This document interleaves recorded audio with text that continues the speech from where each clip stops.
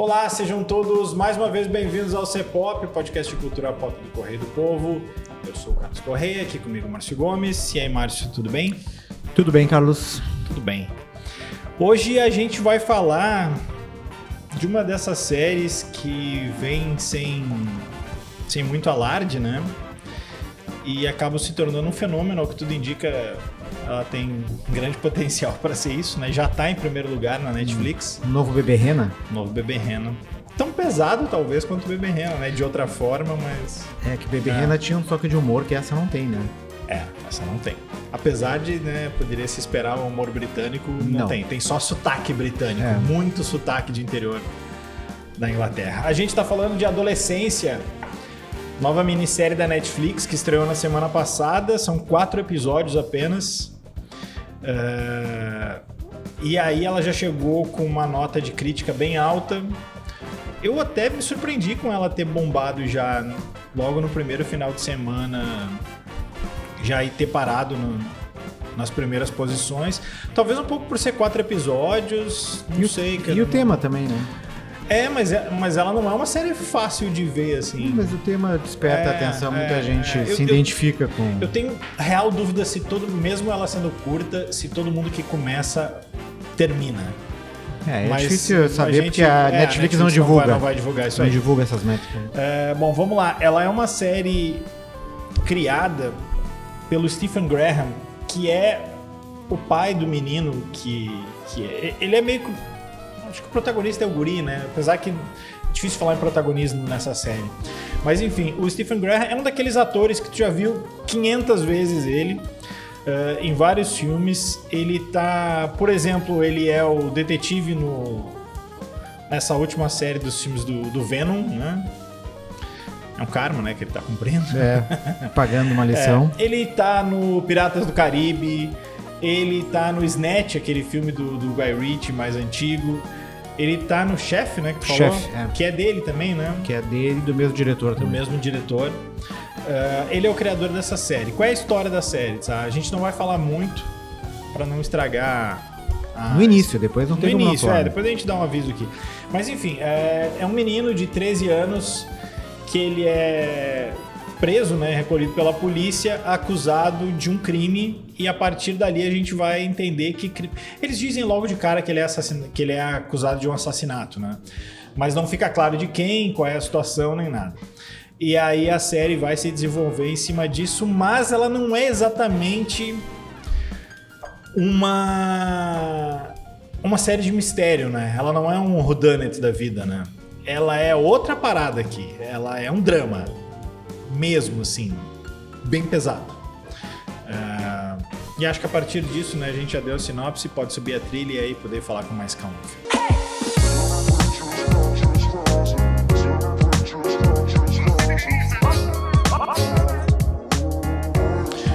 Buenas, vamos lá de novo, né? Stephen Graham é o criador da série, ele junto com Jack Thorne são os dois roteiristas. O menino que faz o Jamie aqui é vivido pelo Owen Cooper, que é um estreante, né? Que torna a coisa ainda mais maluca. Porque a interpretação dele é muito boa. De todo mundo, né? E uma das coisas que acho que mais chama atenção nessa série é que todos os 4 episódios são plano sequência. Então, assim, basicamente, as 4 horas de série tem 4 cortes. Que é 3 cortes, né? Que é de um episódio para outro.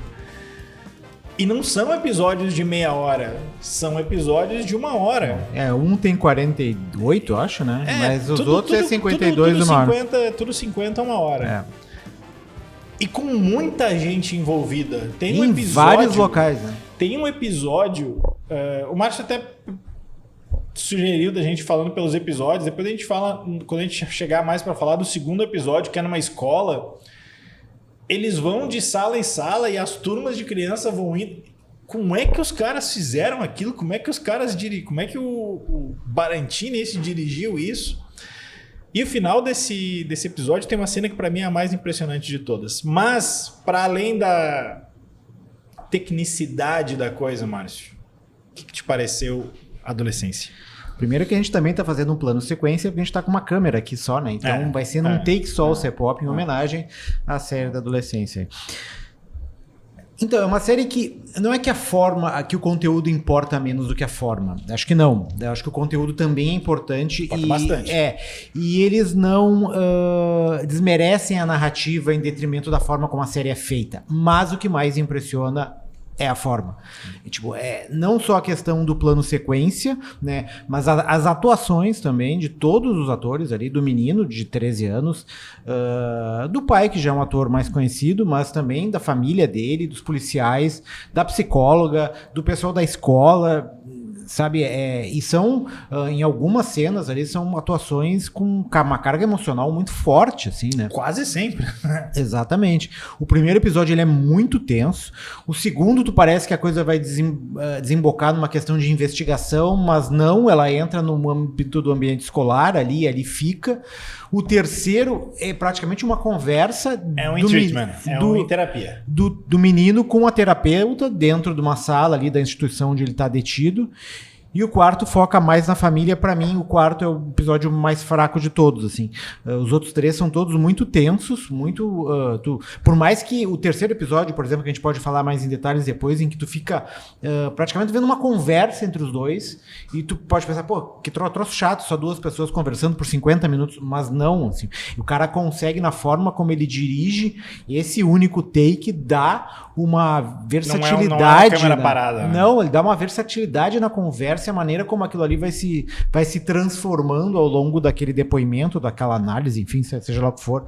Então ela impressiona muito nisso, assim. Claro que as questões que toca ali, a questão da masculinidade tóxica, a questão da violência, da desconexão dos adolescentes ali com o ambiente familiar e ao que eles estão inseridos, os códigos, a dificuldade que os adultos têm em entrar nesse mundo e se conectar e conversar com esses adolescentes, tudo isso é importante, assim. Mas tudo isso já foi tratado de uma forma ou de outra em outras produções, seja série, seja filme, assim.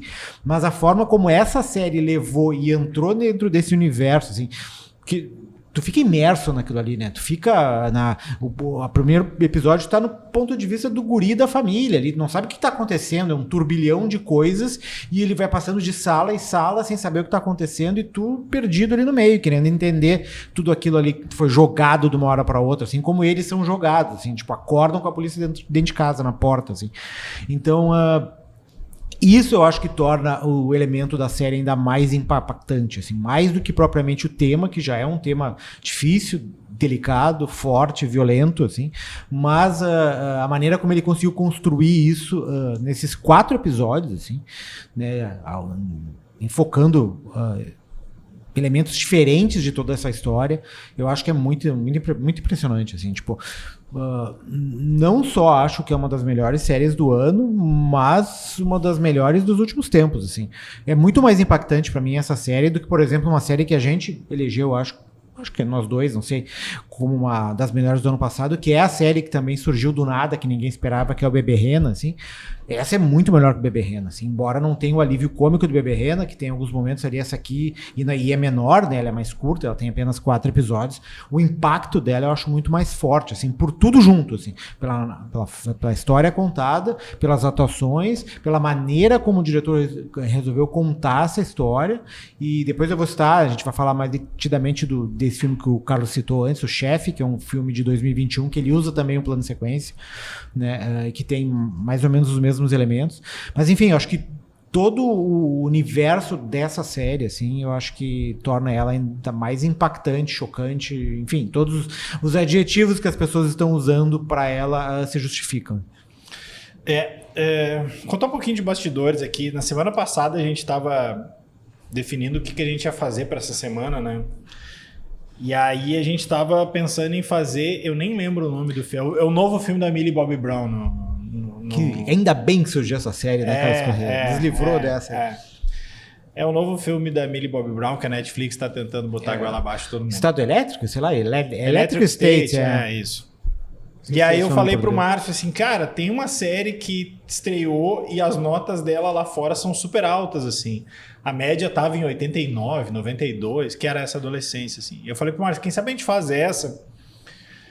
porque vai ter menos gente falando. Eu até me enganei, porque tá todo mundo falando. Eu vi que já tem vários programas Não, tá todo mundo sobre falando. essa série. Ainda bem que a gente trocou, né? Porque aparentemente o filme da Millie Bobby Brown, Flopou. mais uma vez, é muito ruim. E assim, essa série...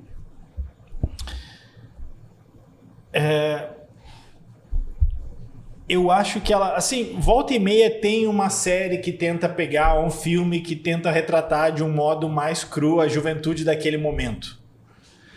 Tu lembra que... acho que ninguém aqui dessa sala, a Érica, nem o Felipe, nem o Thiago, acho que ninguém era nascido. Exatamente. Vem com Kids. Exatamente.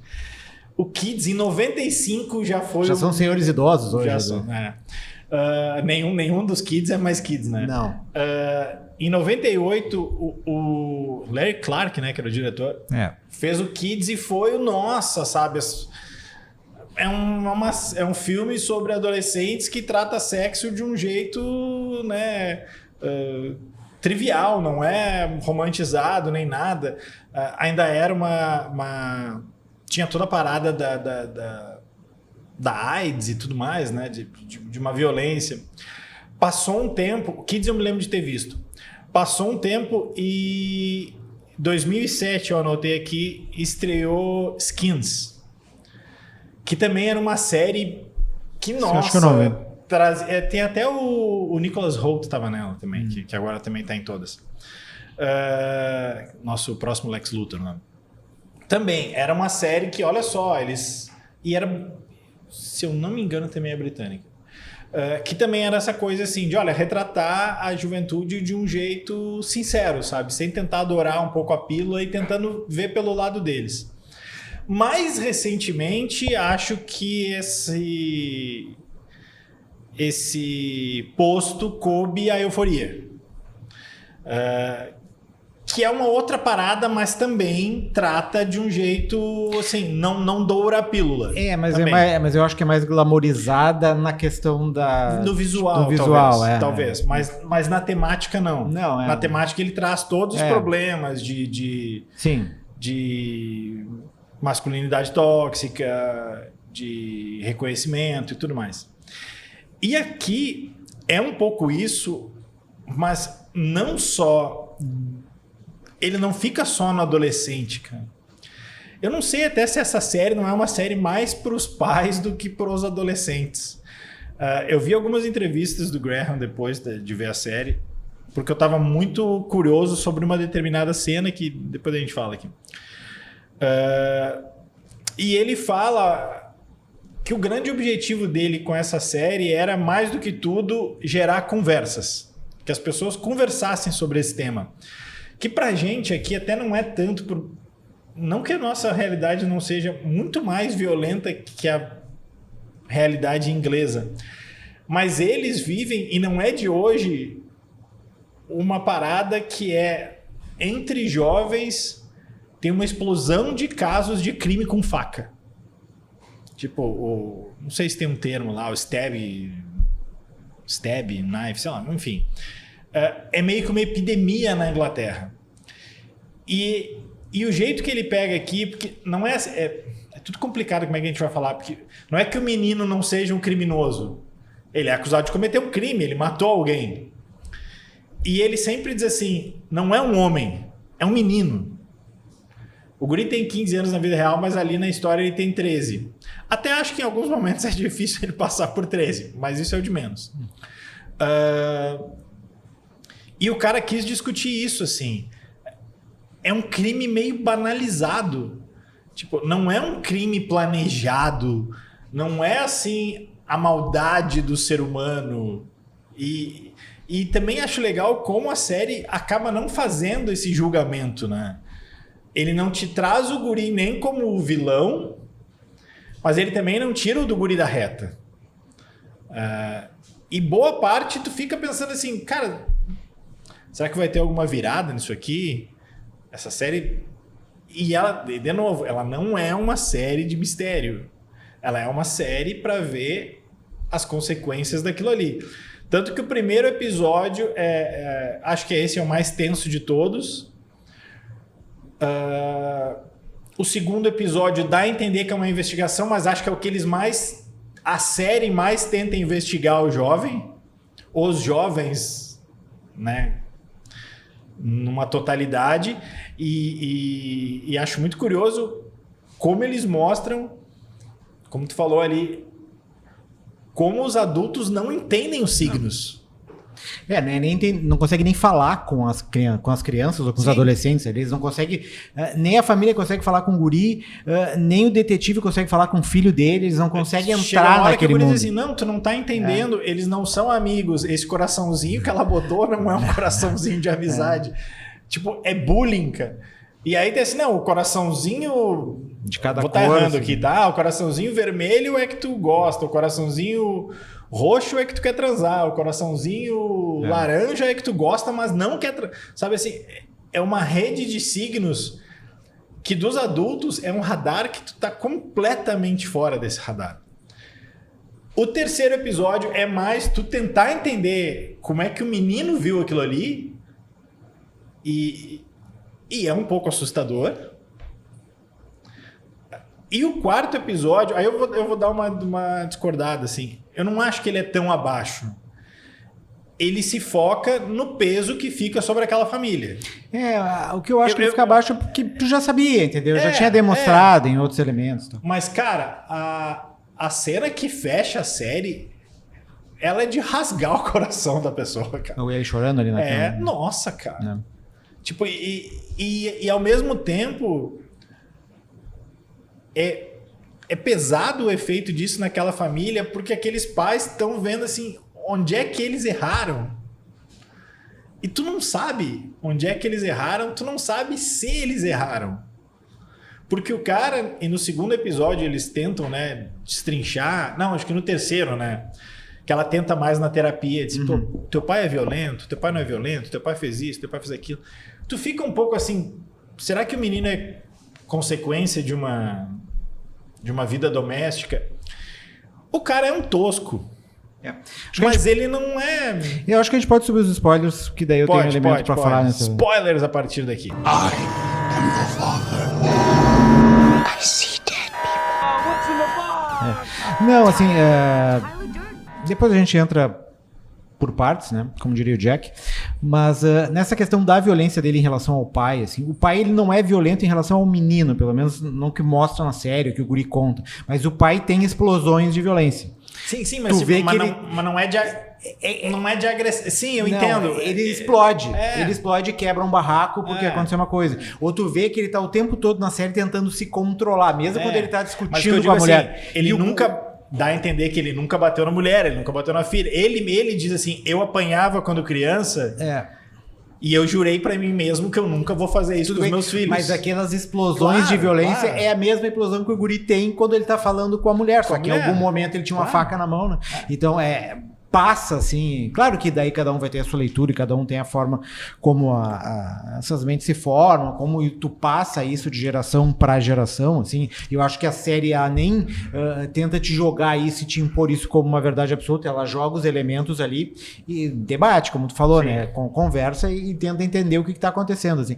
Mas é um pouco essa coisa, assim. Ele deixa claro na série que, embora o guri não seja... numa família violenta, que o cara não espanque a criança, que não abusa, tipo, ele tá num ambiente em que volta e meia... O contexto dele... Explosões acontecem. Não, e na escola? E na escola também, questão do bullying, etc. Tu vê que ele se sente inferior em muitos momentos, e na entrevista ele diz isso pra mulher várias vezes, assim, ou pelo menos no final ali, ele acaba admitindo isso. Mas enfim, acho que a gente pode começar a passar Quer ir pelos episódios? Acho que sim, acho que a gente pode falar, porque daí eu acho que a gente consegue limitar melhor. O primeiro episódio é um episódio em que acho que talvez seja... Não é descritivo o termo.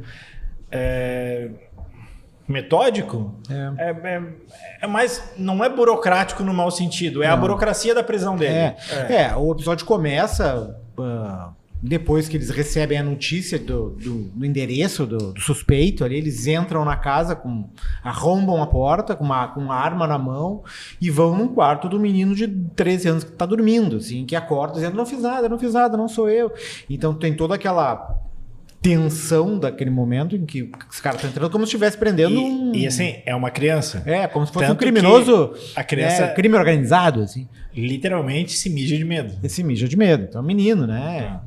E daí tu fica ali, a família fica surpresa, tu como espectador fica surpreso, não sabe o que tá acontecendo, eles pegam aquela criança, botam no carro, e assim, é tudo em tempo real. Tipo, tu bota no carro e tu vê ele no carro e tu vê o carro andando. No começo tu pensa assim, caramba, quanto tempo esse plano de sequência? Aí tu pensa assim, lá pelas tantas se dá conta que vai ser o episódio vai ser o inteiro. episódio todo, depois tu descobre que vai ser a série toda. E daí ele entra ali, vai passando e vai respondendo a pergunta do atendente, depois vai para uma jogador numa cela, e daí depois chega os pais, e tu vai passando por todo esse momento de processo e de desconhecimento dentro do... É curioso e é de se perguntar em dado momento, porque assim,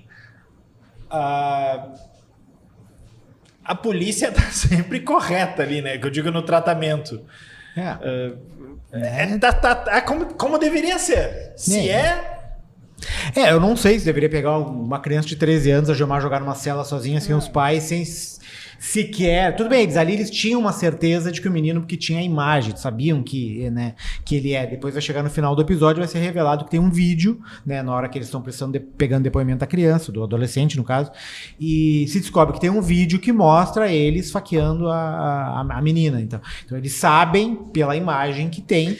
Isso é legal, assim, porque por mais que ele te dê elementos um pouco mais adiante do porquê, nunca fica muito claro o que aconteceu qual ali. É a discussão deles ali. O que fica, né, pelo que tu vai entendendo ali no resto da série, pelo menos no terceiro episódio, quando ele fala com a psicóloga, ele conta que a menina mandou um nudes por um... Vazou o nude dela. E daí o cara, para um menino da escola, o cara vazou o nudes para todo mundo viu, e ele tentou se aproveitar desse momento de fragilidade da menina para tentar fazer para convidar ela para sair. E daí a menina pega e mas ao mesmo tempo chuta o pau da barrada dizendo não quero, e começa a fazer os bullying via Instagram mandando mensagem. Porque ao mesmo tempo que é uma coisa, a violência banalizada, tem um quê de planejamento ali. Tu não sai pra rua com uma faca que não era nem tua. A faca era do outro guri que lá pelas tantas assim, era pra dar um susto.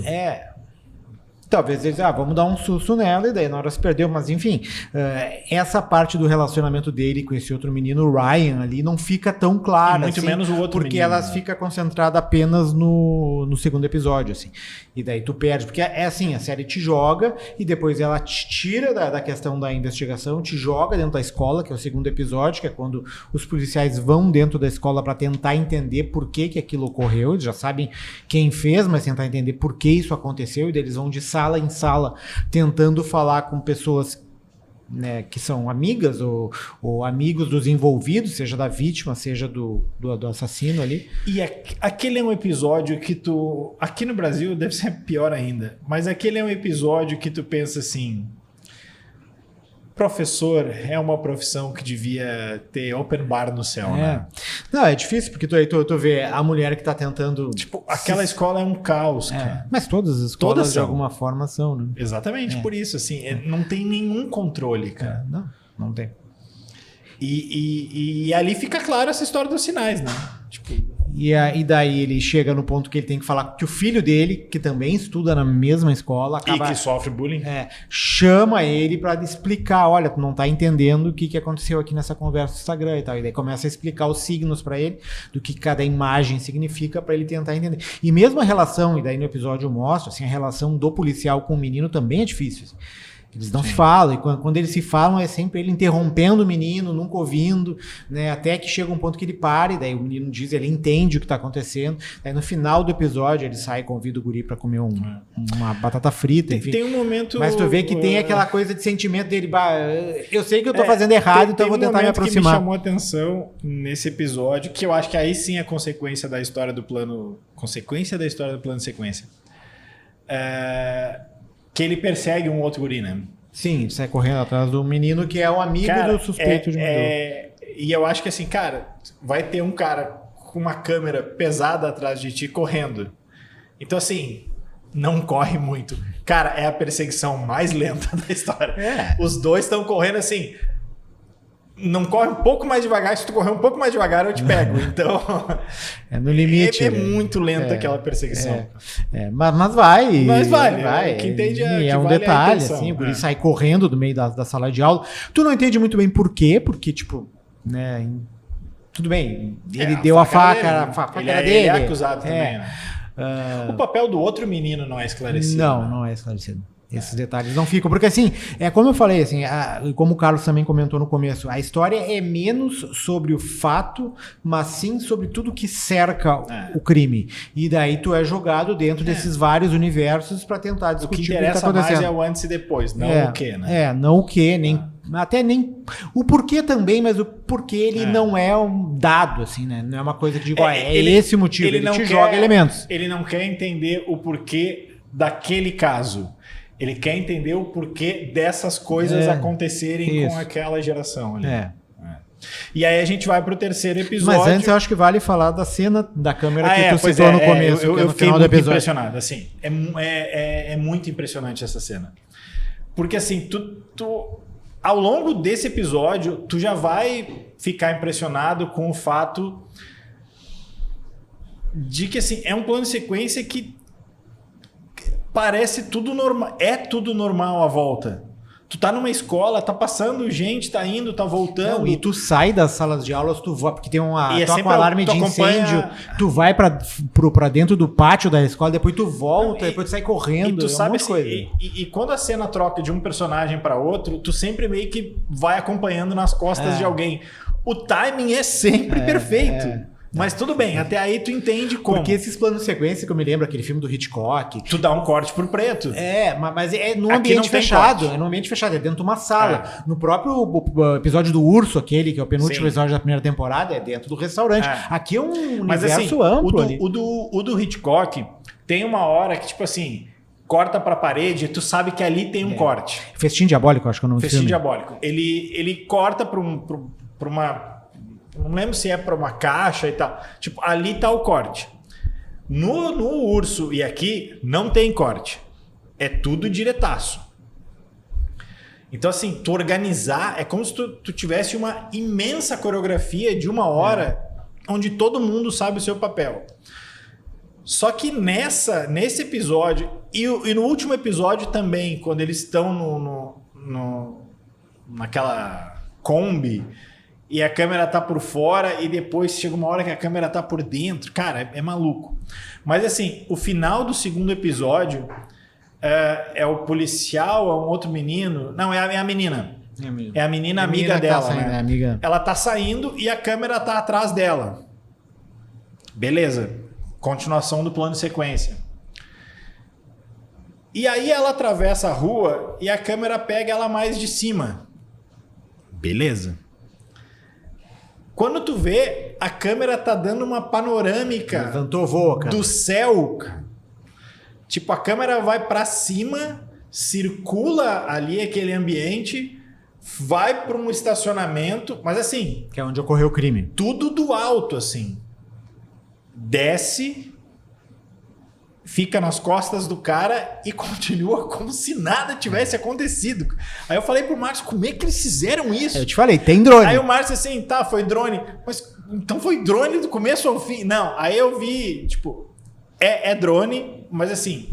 E aí tem um pouco de making off da série, que assim, nunca é o mesmo operador só de câmera, até porque é 1 hora, né? Então assim, volta e meia eles trocam. Claro que a câmera tem aquele estabilizador, né? Que tipo, tu não vê a tremida que ela dá. E em vários momentos, assim, sempre tem uma paradinha, né? Tipo, ela tá caminhando, ela parou ali para atravessar a rua, a câmera para. Quando a câmera para, alguém vai e acopla a câmera no drone. Mas assim, invisível isso.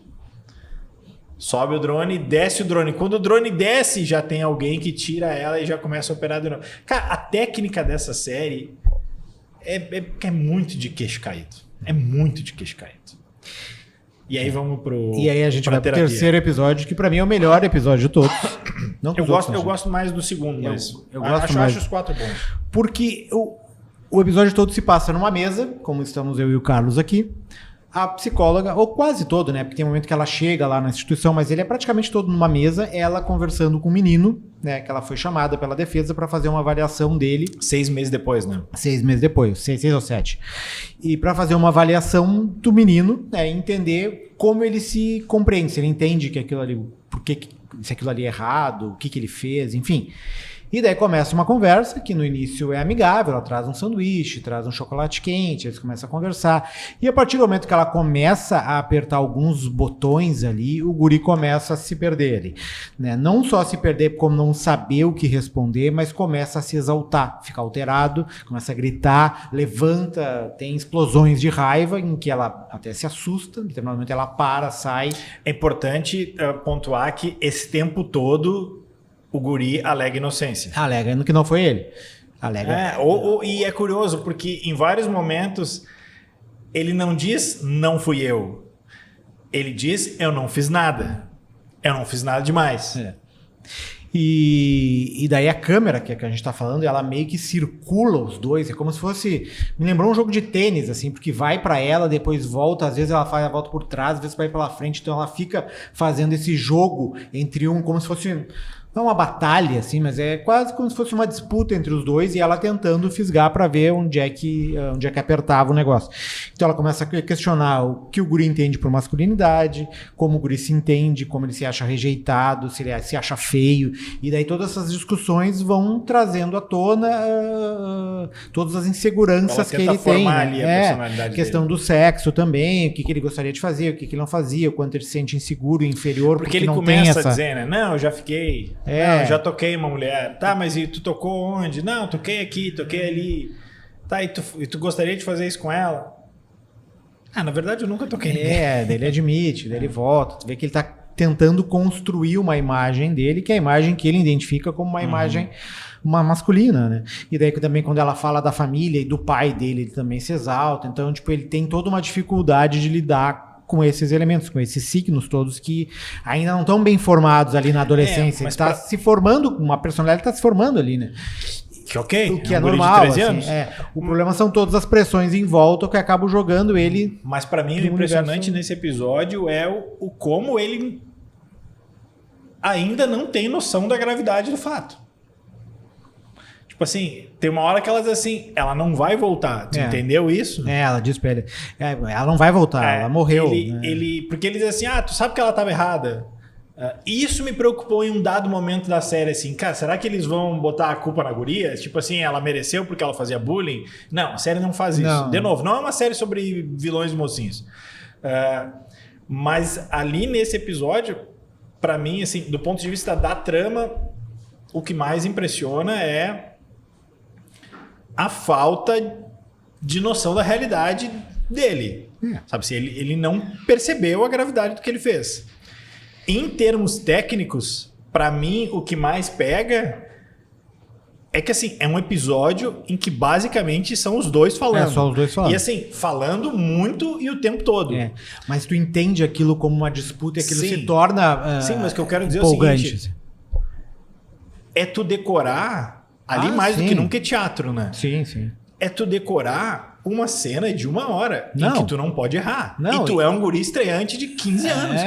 Com todas aquelas emoções envolvidas. Tanto ele como ela. Tu pode dar uma... Ele até tem uma mini paradinha quando ela sai pra ir buscar um café. Mas assim, ele imagino, né, como atuação, ele vai continuar dentro do personagem. Não tem assim, deixa eu dar uma revisada no texto. Ali não é hora. Cara, por mais que tenha capacidade de improvisação ali, é 1 hora diretaço, né? Não, é impressionante. Tanto ele como ela. O guardinha até que aparece menos, mas tu vê aquele guardinha... Tu te sente desconforto. Ele é meio mala. Tu nota que ele é mala. Então todos esses elementos... Todos os personagens masculinos da série têm alguma coisa ali que tu sente que tá meio fora, assim. Fora, que eu digo, não fora da realidade, mas que... tem algo que pode, né, desencadear algo. O pai tá sempre ali, parece que se segurando para não explodir. O policial é meio perdido, né? O policial é bem completamente perdido. Mas perdido em relação à relação. Em relação a tudo, assim. Esse guardinha, tu vê que parece um creep, assim, que é um cara que fica atrás dela o tempo todo ali. A policial tava no Game of Thrones, né? Não me lembro. Lembra do cara aquele que tinha as 1000 faces? E aí tem uma parte lá que a área vai e tem uma menina que fica meio que enchendo o saco dela. É essa menina. É essa menina. Olha aí. É a policial. É que também ali ela enche pouco o saco às vezes. É, mas ela tá tá na no dela. seu papel É. ali. Isso. E as ela- professoras também, elas não têm nenhum controle, né? Como eu tinha dito Não, antes. ninguém tem controle daquele Daquela Aquela criançada. manada. E aí a gente vai pro último episódio que não chega a ser um epílogo, né? Mas é mais sobre as consequências. Acontece previamente ao julgamento, né? A gente não sabe o que acontece com ele. O menino vai ser julgado em alguns dias, em alguns meses, né? Mas é o aniversário do pai e o episódio se dá nisso, assim, como eles... eu não sei se bullying é o termo, mas como eles ainda são perseguidos por aquela comunidade, né? Eles picham a van dele. Isso, não é pedófilo, é... Pervertido, né? Pervertido. E também tem essa parada deles começarem a analisar o que eles... se eles erraram em algum momento ou não. E cara, de novo, pra mim, a cena final é muito forte, porque ele na frente das mulheres, e aí de novo, né? A gente vai falar de masculinidade. Ele não pode cair na frente da filha e da mãe, né? Mas mais do que isso, assim, o episódio inteiro é ele mandando. Mesmo quando ele vai fazer Ele as tenta, coisas, né? ele manda. Tipo, eles entram no carro e dizem pra guria, bota uma música com baixo pulsante, que eu quero com baixo, daí a guria bota. E ela bota Ahá. Ele bota a que é a sua pede, mãe que sugere que a mãe era fã de Ahá. Ali não é um tom engraçado, é o mínimo de leveza que a série te dá. É o máximo que dá. Mas Máximo, ele tá aliás. o tempo todo, mesmo que de forma passiva, agressiva, impondo coisas ali, ou dando tom das conversas e das relações, assim. E sempre no limiar de ficar irritado. Tanto é que no final, quando ele explode, que é quando ele pega os guris que picharam o carro dele, ele pega o guri pelo cangote, joga o guri no chão, agride o guri, né? Joga o guri no chão, que é também um adolescente, deve ter 14, 15 anos.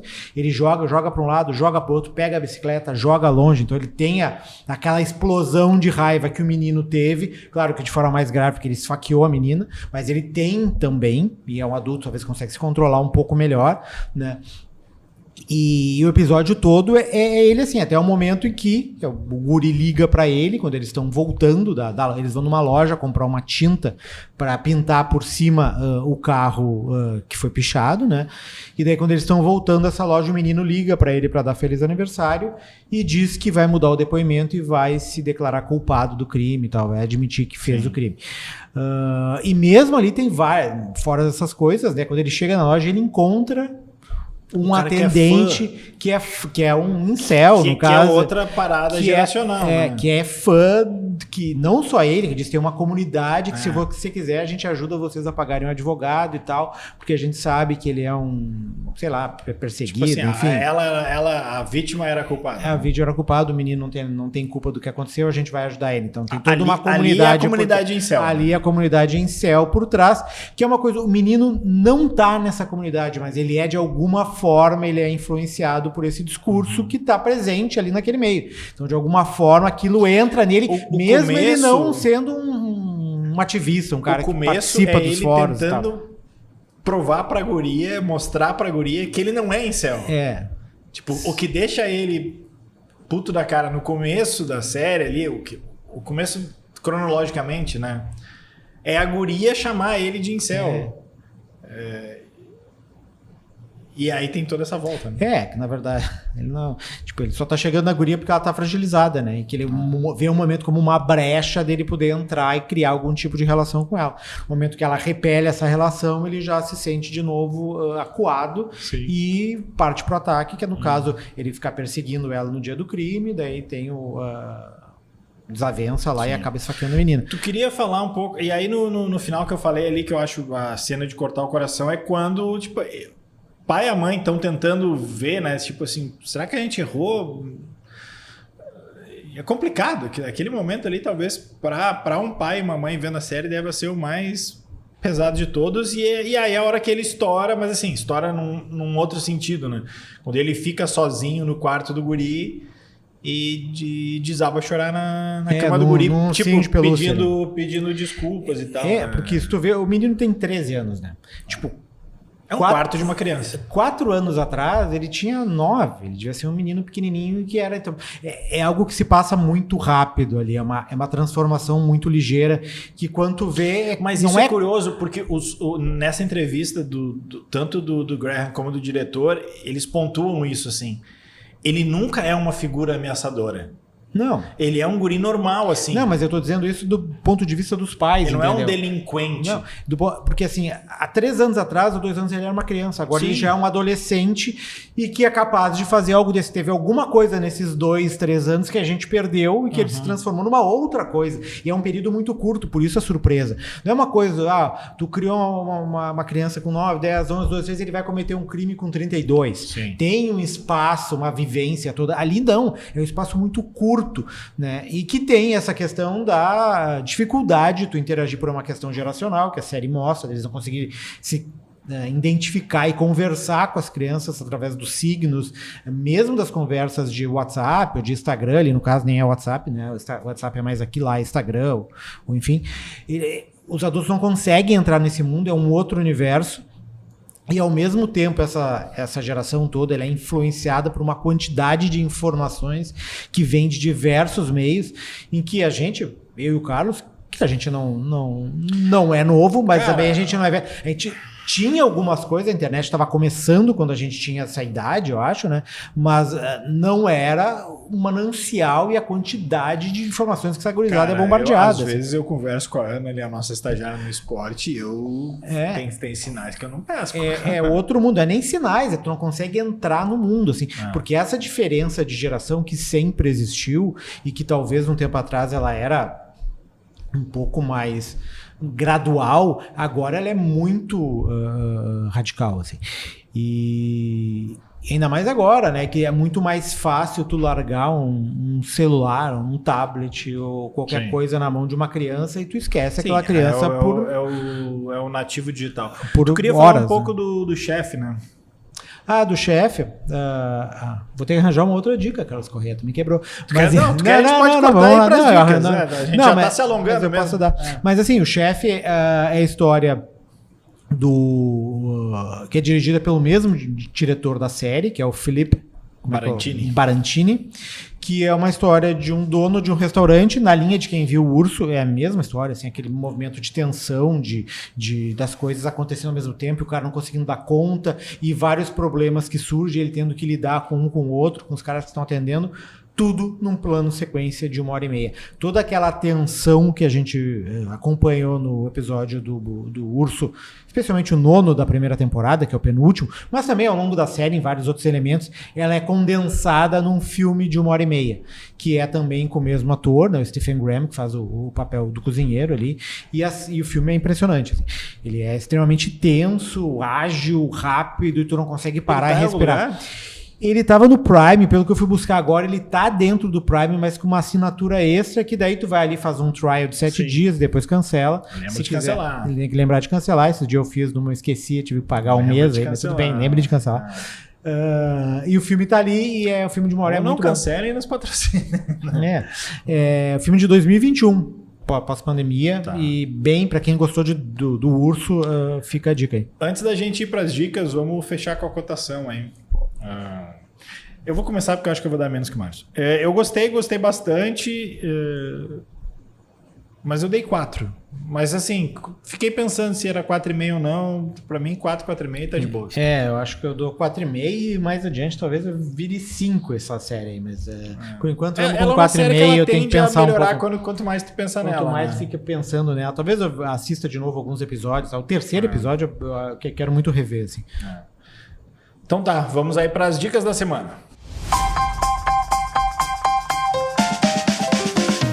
Vai lá, Márcio. Uma dica que não seja o chefe. Que não seja o chefe. Então eu vou dar uma dica que entrou no MUBI, até o Carlos me alertou. É um filme de 2023 que eu tava querendo ver ano passado. Não sei se ele chegou a concorrer ao Oscar ou não, mas ficou cotado, mas não sei se ele chegou a concorrer.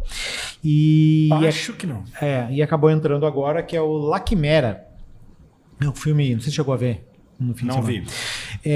Foi muito bonito, ele se passa na Itália.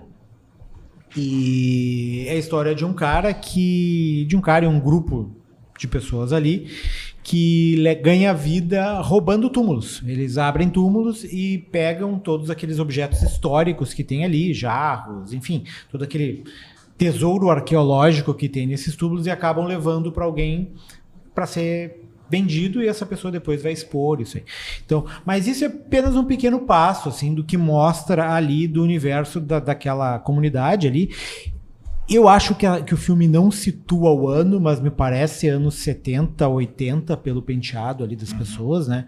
Então... É o mesmo cara do Rivais, né, o ator? É o mesmo cara. Tem uma atriz brasileira, Carol Duarte, que faz o papel de uma moça que mora ali numa casa que era da mãe da ex-namorada dele, e a moça mora ali como se estivesse tendo aulas de canto com a Isabela Rossellini, e ao mesmo tempo ele esconde duas crianças, 2 filhos que ela tem, ela não revela pra mulher, então ela fica o tempo todo dialogando com a mulher e falando em português com as crianças, assim, quando a mulher não tá junto ali. E daí ela começa a ter um relacionamento com o cara, começa meio que gostar do personagem principal ali. Mas enfim, é um filme muito bonito visualmente, muito, muito bonito, assim, não só pelas paisagens, mas da maneira como ele é filmado. E é um filme bem... Mas é um filme mais contemplativo, assim, não é um filme que tem grandes reviravoltas, grandes viradas e tal. Então é La Quimera, que tá no MUBI de 2023. O Quimera é CH, né? La Chimera. La Chimera, Quimera, La Quimera.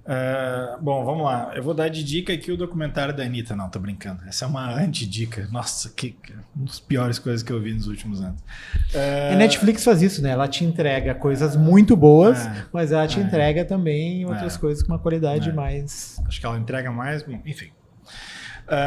Não, eu vou destacar uma série que eu já queria ver. Eu não lembro se entrou agora no começo do... Acho que entrou no começo do ano. Mas eu tava me amarrando pra ver e aí na semana passada eu consegui. Que é a série da Apple que chama Vietnã, a Guerra que Mudou os Estados Unidos. É basicamente uma série da Apple sobre a Guerra do Vietnã. Agora eu não lembro se são 5 ou 6 episódios. Eu tinha um pouco de medo dela descambar para patriotada, assim, porque o grande mote dela é contar aquelas histórias com os personagens da época, assim, com muito acesso à filmagem. Então eles pegam as filmagens do Vietnã e foram atrás daqueles personagens. Só que eles não foram atrás só dos americanos, eles também foram atrás dos vietnamitas. Tanto os vietnamitas do norte lá, que eram os mais ligados à União Soviética, quanto os do sul, que eram os ligados aos Estados Unidos. E é impressionante, porque se a gente, ao longo dos anos, aprende pelos filmes que os Estados Unidos ganhou aquela guerra, ou se não ganhou, tipo, teve uma retirada honrosa... Não foi nada disso, né? Os Estados Unidos não só perderam aquela guerra, como eles foram chutados do Vietnã. A saída deles é assim, por 20 minutos, os caras não chegaram e invadiram a embaixada e mataram todo mundo. Tem um helicóptero. E aí, assim, o impressionante é tudo isso com cenas da época gravadas, assim. Então, assim, é interessante como a série mostra como a coisa foi virando ao longo dos anos, né? Isso aí também não é novidade, né? Como a opinião pública foi virando e eles percebendo que eles se meteram numa guerra que eles não tinham que se meter e não sabiam mais como sair. E os próprios soldados que chegavam lá, assim que chegavam, já percebiam do tipo assim, o que eu tô fazendo aqui? Por que eu tô matando essas pessoas? E são episódios assim, cada um focado numa temática diferente, mas assim, me surpreendeu. Se a Apple fez uma papagaiada patriotada ano passado, que era aquele Mestres do Ar, que eu achei muito ruim, aqui é o contrário. Chegou a ver o do Ken Burns, a série da Não vi, também disse que é muito bom. É muito bom, assim, porque daí vai também todos esses detalhes que o Carlos falou, mas vai desde antes, desde a ocupação francesa lá da região e tal. Não, esse ele foca na guerra, assim, cara. São 10 episódios. Eu até fui ver se estava em algum lugar, mas não tá. Eu vi no Netflix, mas não tá mais. Eu lembro que tinha no Netflix. Ela tem umas histórias, assim, que se os caras só contassem, tu ia achar que era mentira, assim, no dia que tem a fuga de Saigon dos Estados Unidos, né? eles não conseguem levar as pessoas todas para outros países, eles levam para os porta-aviões que estão no mar, que era o mais perto ali. E aí tem um caso de um piloto sul-vietnamita que ele pega a família num teco-teco, assim, e vai buscar refúgio nesse porta-avião. Aí tu imagina um teco-teco do Vietnã sobrevoando um porta-avião, já fica aquela situação, o cara dá um rasante e joga um bilhete para explicar a situação dele.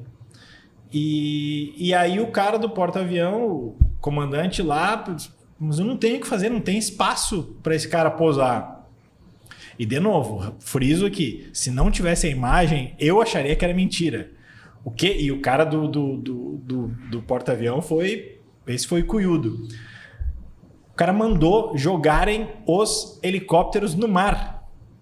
Mas não é assim, 2 helicópteros. Todos os helicópteros daquele porta-avião foram jogados no mar para que aquele casal de sul-vietnamitas pudesse pousar. E aí o cara diz assim, talvez eu tenha dado um prejuízo de 100 milhões para a nossa aeronáutica, mas enfim, o cara é coroado e tudo mais. Coroado não, é condecorado e tudo mais. E o filho desse casal vietnamita era Maverick. Mas enfim, Vietnã, a guerra que mudou os Estados Unidos, minissérie documental da Apple TV. A gente vai ficando por aqui, né? Nos alongamos hoje. Isso. Quem é que está nas picapes hoje? Felipe Gerlach. Tudo com ele, certo? A gente deve voltar ainda essa semana, né? Tem um compromisso mafioso por aí. Né? Eu não estou muito esperançoso. Vamos lá. Então tá. Falou. Um abraço. Tchau. Ele é um bom menino. Jamie, eu quero que escute com atenção.